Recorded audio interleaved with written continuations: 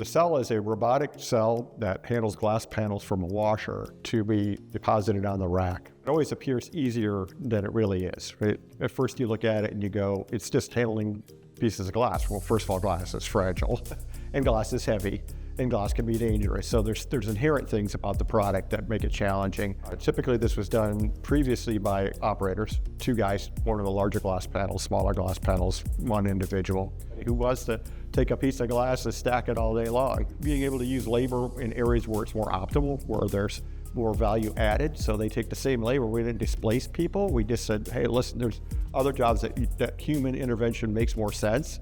So from the customer's aspect, they wanted to be able to reallocate their labor to more value added.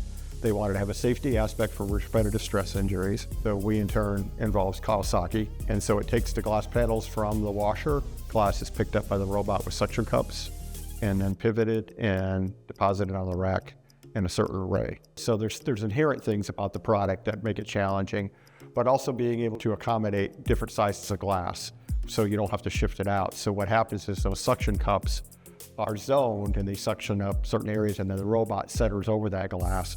So it's one of the critical details so you don't have a constant changeover on the end of arm tooling on the robot. The number one benefit is safety and also consistency. Human beings by nature are inconsistent beings, right?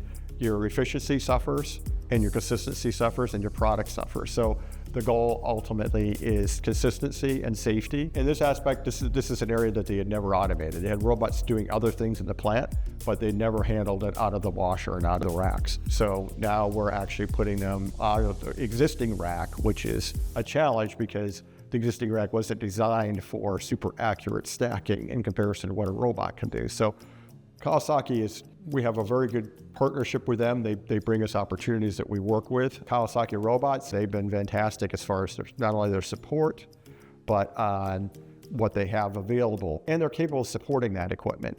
And they're capable of demonstrating that equipment even at their facility, which is really nice.